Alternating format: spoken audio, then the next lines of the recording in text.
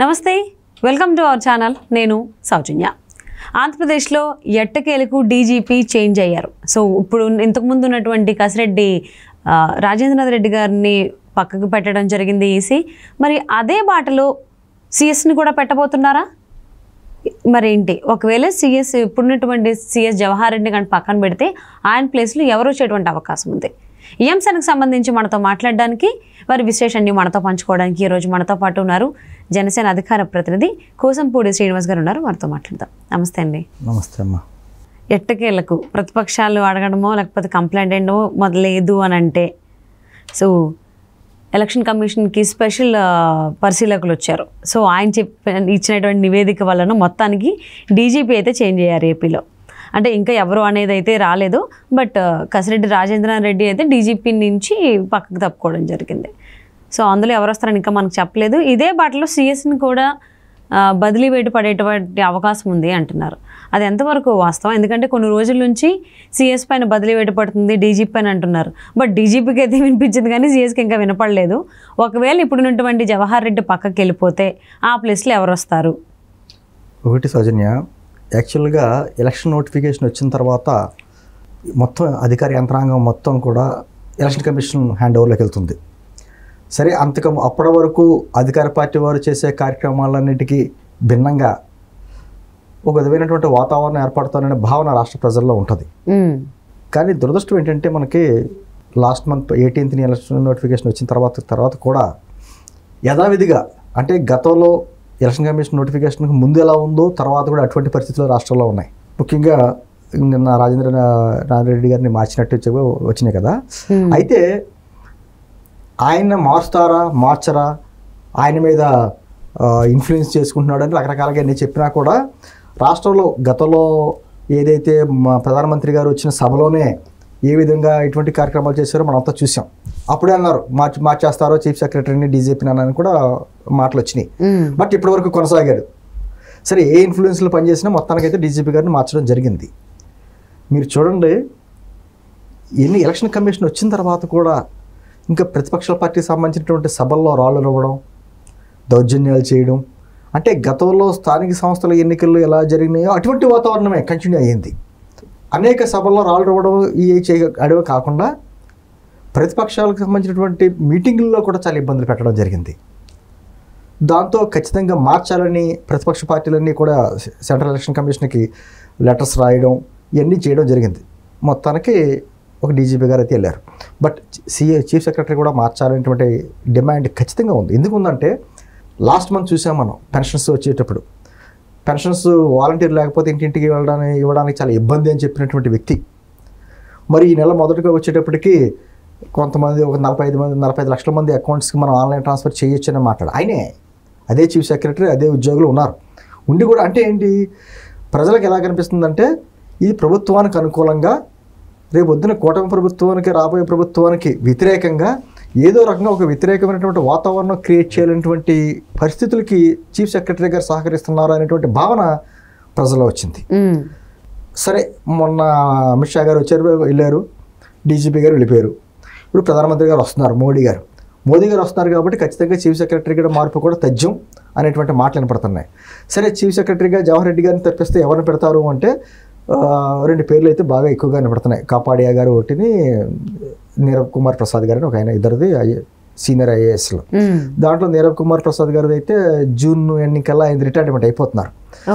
దాంతో 99 ఛాన్సెస్ కాపాడే గారి మీద ఆయనే అవుతారు అని చెప్పేసి అన్నట్టుగా ఉన్నాయి. సరే, బట్ వెయిట్ చేయాలి. మనం ఏదో అనుకుంటున్నాం కానీ వాళ్ళు 2-3 పేర్లు సజెస్ట్ చేసి పంపుతారు. ఎలక్షన్ కమిషన్ నిర్ణయిస్తుంది ఎవరినన్నది చీఫ్ సెక్రటరీ.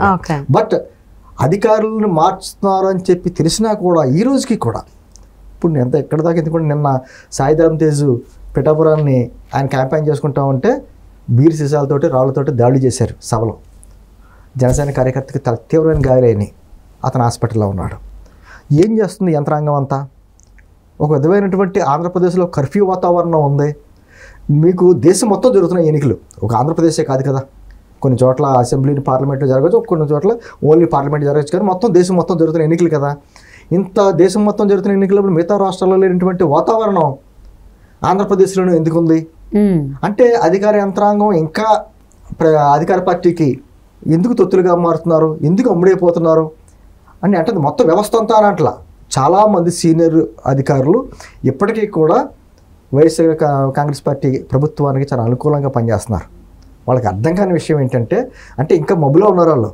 రేపు పొద్దున కూటమి ప్రభుత్వం వస్తే వాళ్ళందరూ మరి ఎంత ఇబ్బందులు పడతారో వాళ్ళు ఆలోచించుకోవాలిగా. ఎందుకంటే అధికార యంత్రాంగం ప్రజల తరపున పోరాడాలి, ప్రజలకు రక్షణగా ఉండాలి, ప్రజలకు అనుకూలంగా నిర్ణయాలు తీసుకోవాలి. అది మానేసి కేవలం అధికార పార్టీకి మాత్రమే కనసన్నగలో పనిచేస్తానని చెప్పడం అనేది ఎంతవరకు సమంజసం? మొన్న పవన్ కళ్యాణ్ గారు హెలిప్యాడ్ తవ్వేశారు. చూస్తుంటే చిలకలూరుపేటలో ఏ విధంగా జరిగింది మనం చూసాం. అంటే నేను అంటే ఒక ఘటన కాదు, చెప్పుకుంటుంటే ఒకటి వెనకాల ఈ ఘటనలన్నీ అది తెలుగుదేశం మీటింగ్ అవ్వచ్చు, జనసేన మీటింగ్ అవ్వచ్చు, ఉమ్మడి మీటింగ్ అవ్వచ్చు, బీజేపీ మీటింగ్ ఏదైనా కావచ్చు. కానీ మీటింగ్ని ఫెయిల్యూర్ చేయడానికి అనేక రకాలుగా ఇబ్బందులు పెడతా. ఎలక్షన్ కమిషన్ ఎన్నికల కోడ్ వచ్చిన తర్వాత కూడా ఇటువంటి వాతావరణం ఉందంటే కేవలం డీజీపీ గారిని మారితే సరిపోదు, ఖచ్చితంగా చీఫ్ సెక్రటరీని కూడా మార్చాలి. ఎన్నికల సమయం వారం కూడా లేదు, ఇప్పటికే చాలా లేట్ అయింది చీఫ్ సెక్రటరీ. ఎందుకు ఇంతవరకు వచ్చింది అంటే కనీసం 7 రోజులు కూడా లేనటువంటి నేపథ్యంలో ఈ పోలింగ్స్ కి ఈ 7 రోజుల ముందు సీఎస్ ని మారిస్తే వచ్చేటువంటి లాభం ఏంటి? ఇదే మార్పు ముందు చేయొచ్చు కదా. అంటే గుడ్లో మెల్ల అనిపిస్తుంది మనకి. అందరూ ఎక్స్పెక్ట్ చేసింది ఏంటంటే గత నెల 18వ తారీఖు తారీఖు తర్వాతే డీజీపీని చీఫ్ సెక్రటరీ ఇద్దరు మారుస్తారని బలంగా వినపడింది. అయినా కూడా కంటిన్యూ చేశారు. సరే, దాని వెనకాల ఎవరి నిర్లక్ష్యం ఉంది లేకపోతే ఎవరు ఆమోదం ఉందో అనేది పక్కన పెడితే ఇప్పటి వరకు జరిగింది. కానీ గుడ్డులో మెల్లగా కనీసం ఇప్పటికైనా ఎన్నికలు సజావుగా జరగాలంటే మనం కొన్ని డిమాండ్స్ ప్రతిపక్ష పార్టీలు చేస్తున్నాయి. చీఫ్ సెక్రటరీ మార్చాలి, డీజీపీని మార్చాలి. డీజీపీని మార్చారు కాబట్టి చీఫ్ సెక్రటరీ కూడా మార్చాలి. అదే సందర్భంలో కొంతమంది అధికారులు కూడా మార్చేస్తారు, పోలీసు అధికారులని. రాష్ట్రంలో ఎన్నికలన్నీ కూడా కేంద్ర బలగాల ఆధ్వర్యంలోనే జరగాలి. ఇక్కడ యంత్రాంగం కంటే పోలీసు యంత్రాంగం కంటే కేంద్ర బలగాలు ఉండాలి, లేకపోతే నిష్పక్షపాతంగా జరగవు అనేటువంటిది డిమాండ్స్ చాలా ఉన్నాయి. మరి ప్రజల డిమాండ్స్ని లేదా ప్రతిపక్ష పార్టీల డిమాండ్స్ని ఎంతవరకు చేస్తాయనేది చూడాలి. ఒక పక్కన అమిత్ షా గారు కూడా వచ్చారు, కేంద్ర హోంశాఖ మంత్రి. ఆయన మాటలు కూడా స్పష్టంగా చెప్పారు కదా, ఈ అవినీతి ప్రభుత్వాన్ని ఖచ్చితంగా మేము కూలుస్తామని చెప్పేసి మాటలు మాట్లాడారు. అంటే కేంద్ర మంత్రులకి తెలుసు, కేంద్ర ఎన్నికల కమిషన్కి ఇక్కడ జరుగుతున్న వాతావరణం తెలుసు. అనేక మంది కంప్లైంట్స్ వెళ్తున్నాయి, కంప్లైంట్స్ చూస్తున్నారు. అయినా ఇంకా చీఫ్ సెక్రటరీని ఇంకా మార్చకుండా ఉంటున్నారు అంటే ఖచ్చితంగా ప్రజలు కోరుకుంటున్న విధంగా జరగాలి. నేను అంటుందా 2 పేర్లు ఎవరొకరి పేర్లు నేను ఈరోజు సాయంత్రం కానీ రేపు కానీ వస్తుందేమో అనేటువంటి భావన అయితే మనకుంది. కానీ ఎవరు వచ్చినా కూడా ఇప్పటికైనా ప్రజలకు అనుగుణంగానూ ప్రజలకు ఏవైతే కోరుకుంటున్నారో ఆ విధంగా నడుచుకోవాలో తప్ప అధికార పార్టీకి అనుగుణంగా నడుస్తుంటే మాత్రం చరిత్రహీనులుగా మిగులుతారు. కానీ ప్రజలందరూ కూడా ఏకపక్షంగా ముందుకు వస్తే మాత్రం ఈ అధికారులు కూడా ఏ చేసేది ఉండదు. కానీ ఒక భయాందోళన వాతావరణం సృష్టించైనా ఏదో రకంగా అధికారులు రావని అధికార పార్టీ కుట్రలు పన్నుతుంది. కాబట్టి ఇప్పటికైనా చీఫ్ సెక్రటరీ మెయిన్ అసలైంది ఏంటంటే మూలం అక్కడ ఉంది. కాబట్టి చీఫ్ సెక్రటరీని మారిస్తేనే, అది కూడా కేంద్ర బలగాలతోటి ఎన్నికలు జరిపితేనే సజావుగా జరిగితే ప్రజాస్వామ్యం నిలబడుతుందని చెప్పేసి మాలాంటి వారందరూ భావన. సో ఎవరు ఏం చెప్పారో తెలియదు కానీ బట్ ప్రతిపక్షాలు ఎన్నిసార్లు కంప్లైంట్ ఇచ్చినా ఇక్కడ స్టేట్ వైజ్ ఎలక్షన్ కమిషనర్కి ఇచ్చారు, సెంటర్లో కూడా ఇవ్వడం జరిగింది. అప్పుడేం రియాక్ట్ అవ్వలేదు. కానీ పోలింగ్కి కరెక్ట్గా వారం రోజుల ముందైతే డీజీపీ పైన వేటు వేసింది ఎలక్షన్ కమిషన్. అదే బాటలో ఈ సిఎస్ పైన కూడా పడేటువంటి అవకాశం ఉందంటున్నారు. మరి చూద్దామంటే తొందరలోనే పడుతుందని.